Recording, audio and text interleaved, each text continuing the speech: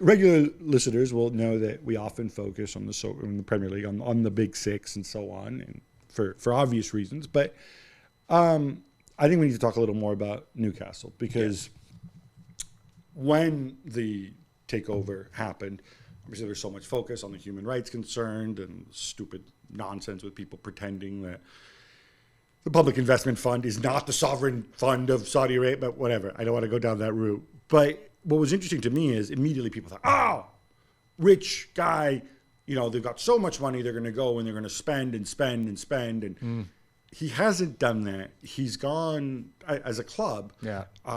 Started with Eddie Howe. And with Eddie Howe, at first I thought, Eddie Howe's maybe not really comfortable with superstars.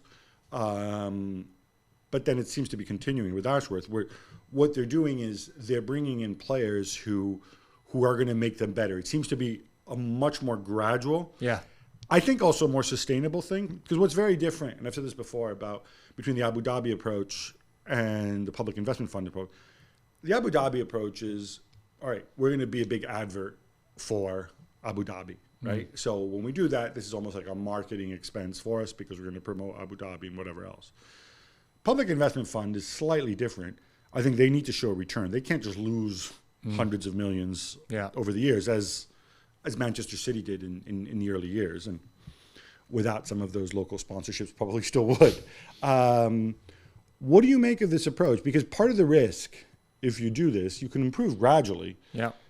At some point, though, you need to kick on into that's the obviously top the 6 plan. or top 4. That's the plan. But I think I listened to Eddie Howe the other day, Gab, and he was talking about the signings of Bruno Guimaraes and Kieran Trippier. And he said the best thing about those two signings was both of them didn't ask for any release clauses in their contract if Newcastle went down, because they were in the bottom 3 when they signed, and they were virtually gone. So that told Eddie Howe that these guys were up for the fight. Then you bring in Sven Botman, who's a really good centre-back. You sign Matt Targett. You sign Nick Pope. It's gradual. I think they'd be foolish if they went out and shelled out £100 million on a superstar that's not got the hunger. I think there's players out there. We love Italian football, and I think Victor Osimhen's one of the best young players, and I love watching him play. And he reminds me a little bit of Tino Asprilla, a former Newcastle player. They would idolise him, but maybe that's a move for probably, 2 or 3 windows down the line. If you're going for that elite player. And I think at that level, you would need to have Champions League football. Absolutely. So if he moves, he's going to have other clubs. Exactly. So why would he make that move when he's in the Champions League at the moment? So it's trying to get Newcastle into European football. And I think the job that Eddie Howe's done, because when he took over, I was with you, Gab, I was like, Eddie Howe, that's a good signing. But whenever he was at Bournemouth for the 4, 5, 6 years he was there, he was averaging 65 goals against every single season. I was thinking, how's he going to shore it up? I've got to say the job he's done. And I know a few guys that have worked under him, and they said his work ethic and his knowledge on the game is phenomenal. I got 2 distinct footballing questions here, ex-pro type questions. They played Dan Burn at left back. Yeah. It seems counterintuitive to me to pay somebody who is, and I know he's a fine player, he's played on the left-hand side of Well, it worried me when I seen who he's going to play against, Bernardo Silva. I know, Bernardo Silva is extremely gifted. He's not necessarily a speedster. Yeah. But equally, you're playing the little tricky guy. You're 6 foot, what is he, 6'6"? Something like 6'7"? Yeah. It's just simply harder for somebody that big in the open space. There's a reason, fullbacks normally aren't bigger than 6'1", 6'2", is that it's really difficult one-on-one to handle somebody. Yeah. And yet, what was Howe thinking there? Well, Matt Targett was injured, so he couldn't play him. So it was either Matt Ritchie, who's not a left back, exactly, he's more of a winger type. And Dan Burns played in a left of a 3 and very versatile when he was at Brighton, so he can play there. And I think it's not like he went forward a marauding run. No, but I think you say to Dan Burn, I think you say when your right back's bombing up and down the right hand side, make sure you tuck in. He's a good centre back who knows the game, so he understands how the flow of the game's going to go. And by the way, don't get too tight to Bernardo Silva because he'll rip you apart. Exactly. So what you do is you show him into traffic. Unfortunately for Newcastle, he was at fault for the first goal when Bernardo Silva chopped him inside out and then he put the cross in the box. It's one of them, I think, for Eddie Howe. You say to Dan Burn, get me through the next couple of weeks. You have to be realistic, I think, when you speak of a player like that. You have to know the player, know what he can do, know what he can't do. It's just simply not fair to expect them to defend one-on-one. Like exactly, and tuck yourself in when crosses are coming on that side. Try and get yourself close to Erling Haaland. It was the only logical move that Eddie Howe could do. All right. The other guy we need to talk about is Allan Saint-Maximin, because we have seen, since he's been here, you know, you said before this could have been his best game. Definitely. Obviously, he had the 2 assists and everything. But really, from the time he first came, there's always an air of menace when he gets the ball. Yeah. And chaos as well. And chaos, because this guy's just going to start running with it. Yeah. He rarely loses it. It's almost like playground stuff. Yeah. And yet, at the same time, I think there's been a progression. There's been an awareness of when to release the ball, of who's around him, of not doing everything on your own. Exactly. I think it helps that he's got better players around him. Yeah. How good can he be? I mean, is there another level for him to go to? Absolutely. Of course there is. And that's the job of a manager, to make your players better. And that's what he's done to Saint-Maximin. We've seen Saint-Maximin at Newcastle rip some teams apart, but also in the same game have some really poor decisions when you've got a simple pass to make. He's like a Roy of the Rovers stuff. He's like, I'll get it, I'll take everyone on, and I'll score. It's impossible. That's dreamland stuff. And when I watch Saint-Maximin now under Eddie Howe, and there was lovely things I seen in the Man City game where at times he popped it off nice and simply, because you can't take everyone on. Because if you try and do that in the Premier League, you will last 45 minutes or an hour and you'll be gone. Now he's popping it off at the right times. He's making good decisions. Then you get him 1v1 and you say, take him on. If I'm a midfield player and I'm playing with Saint-Maximin, I'm saying, stay there. I'm going to get you the ball as much as I can. And just keep giving him the ball and taking him on. And he give Kyle Walker and John Stones a nightmare at an elite level. We've seen him tear Burnley apart and teams down in the bottom end of the Premier League apart.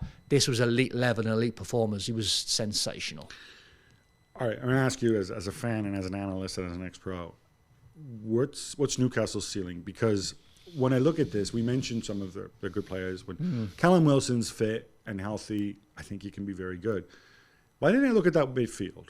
And I know Joe Linton's been reinvented as a midfielder. But then, you've got Bruno Guimaraes, who's very good. He's with Joe Linton and Joe Willock. Yeah. So Willock, a guy who, when he was 18 or 19, everyone was super excited, hadn't quite made the grade. Could he be one of those guys who kind of mid-career, kind of reaches the potential that had been laid out for him? Yeah. I don't know. And Joe Linton reinvented as a midfielder. It's a different skill playing midfield. Absolutely. To what he'd done all his life. Yeah. Is this good enough? It's good enough for now, Gab. Well, when I saw Longstaff come on, I'm also like, wait, is there somebody on the bench who's out who I'm forgetting who's really good? It's good enough for now, because you can't just turn around and go, oh, I'll tell you what, we want Bernardo Silva, we want Kevin De Bruyne. You can't get these players now. So what you do as a coach, you make your players better.